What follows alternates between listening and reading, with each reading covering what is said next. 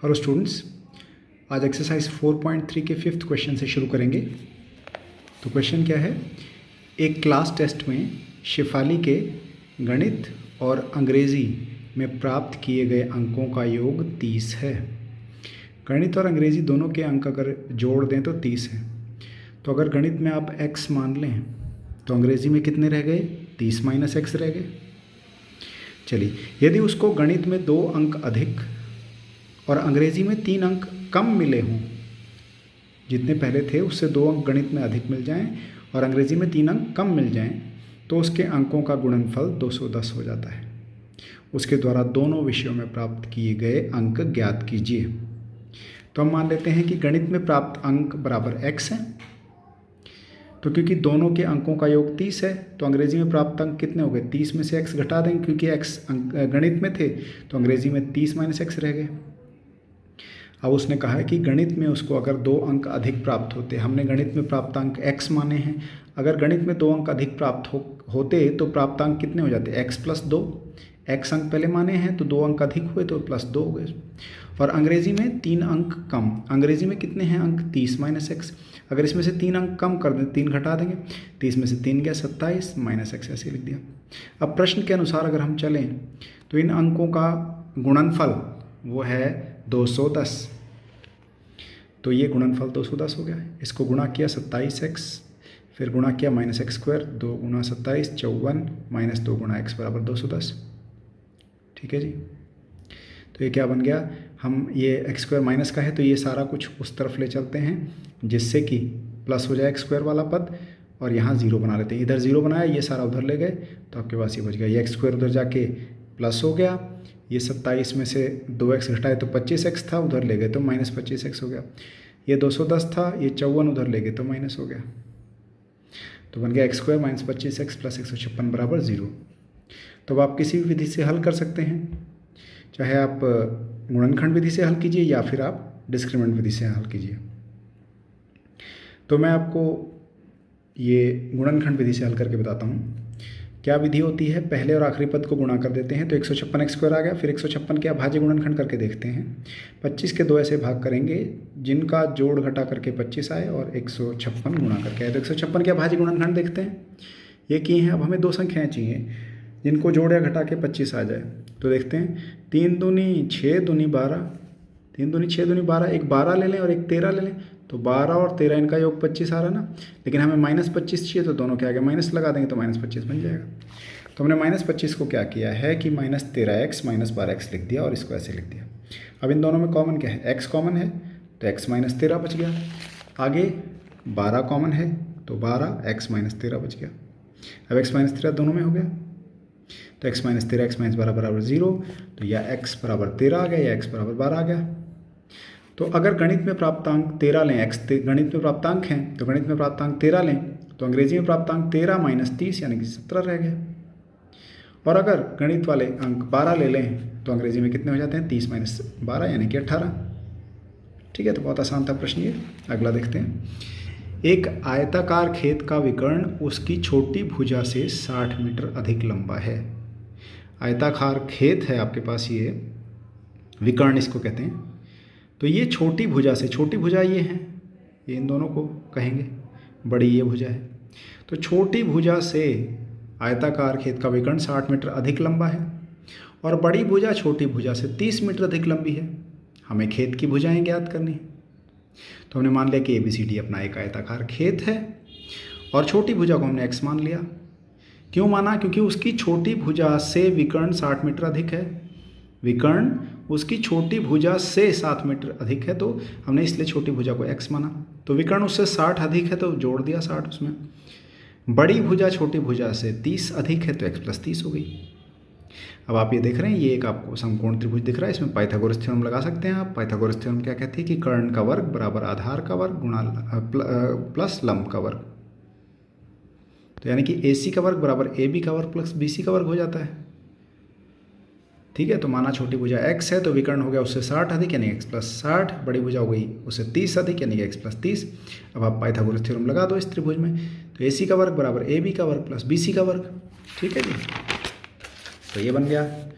A + B का वर्ग लगा देते हैं इसमें, एक्स का वर्ग प्लस 60 का वर्ग प्लस 2 गुणा एक्स गुणा 60, यहाँ पे भी वही ए का वर्ग प्लस बी का वर्ग प्लस 2 गुणा ए गुणा बी प्लस एक्स का वर्ग ऐसे ही। तो 60 का वर्ग कर देते हैं तो 3600 बन जाता है, 3600, 2 गुणा 60 120 एक्स का वर्ग plus 900 plus 60 x plus x का वर्ग। देखिए एक तो आप काट सकते हैं एक्स का वर्ग दोनों तरफ से, ठीक है। अब एक्स का वर्ग इधर है तो ये दोनों पद भी इस साइड ले आते हैं। हमें पता है कि मानक रूप में हम पहले एक्स स्क्वायर वाला पद लिखते हैं, फिर एक्स वाला लिखते हैं और फिर बिना एक्स वाला लिखते हैं। तो एक्स स्क्वायर प्लस 60 एक्स, फिर इसके बाद एक्स वाला ही पद आएगा तो ये प्लस 120 है, ये उधर गया तो माइनस 120 एक्स हो गया। ये प्लस 900 है, माइनस 3600, 3600 इस साइड ले गए, ठीक है जी। तो ये बन गया X square minus 60 X minus 2700 बराबर 0। अब आप इसको A X square plus B X plus C के रूप में देखकर डिस्क्रिमिनेंट विधि से हल करने की कोशिश कीजिए। तो ए हो गया आपका 1, बी हो गया माइनस 60, सी हो गया माइनस 2700। तो डिस्क्रिमिनेंट क्या होता है, बी स्क्वायर माइनस 4ac, तो माइनस 60 का वर्ग माइनस 4 गुणा 1 गुणा माइनस 2700, ये जोड़े तो ये आ गया 14400। 144 12 का वर्ग होता है, उसके साथ 100 है, 100 का वर्ग 10 होता है। तो अगर हम वर्गमूल डी निकालें तो हो गया 12 गुणा 10 यानी कि 120। तो फॉर्मूला क्या था, x था माइनस बी प्लस वर्गमूल डी बटे 2a, माइनस चिन्ह लगाया फिर b लगाया तो माइनस 60 प्लस वर्गमूल 144 फिर 0 0। तो अभी मैंने आपको बताया कि 144 12 का वर्ग होता है, इसके साथ 2 0 हैं तो इसका वर्गमूल हो गया 120। तो 60 में 120 जोड़े 180 बटे 2 90 आ गया।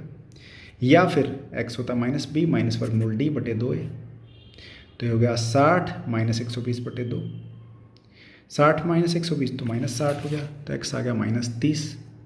या तो 90 आया या x आया माइनस 30, लेकिन x है क्या इसमें, भुजा है किसी भी आयत की तो वो ऋणात्मक नहीं हो सकती, तो x माइनस 30 हम छोड़ देंगे तो बचा क्या, x बराबर 90। तो छोटी भुजा हमने x मानी थी तो छोटी भुजा हो गई 90, तो बड़ी भुजा क्या थी उससे 30 अधिक यानी कि 120 मीटर, ठीक है।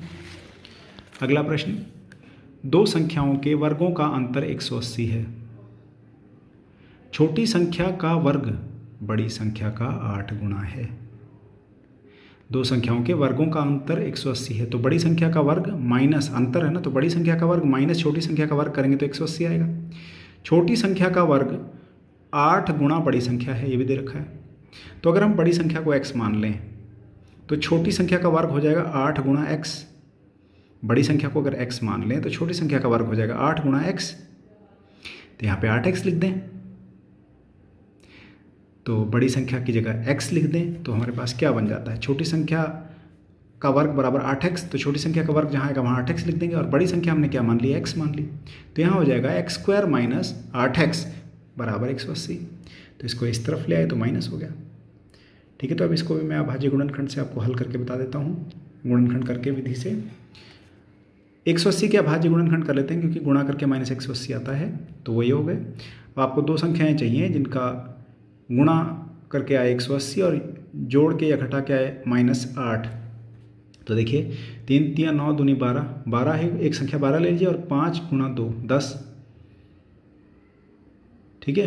18 और 10 दो संख्याएं हो गई, 18 और 10, 18 में 10 घटाएं तो 8 आ जाता है, लेकिन हमें -8 चाहिए, तो 18 के आगे माइनस रखें, 10 के आगे प्लस रखें, तो -8x को 10x माइनस 18x लिख दिया।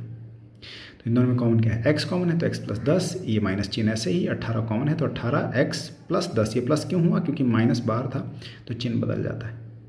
तो x प्लस 10 x माइनस 18 बन गया ये, ठीक हो गया।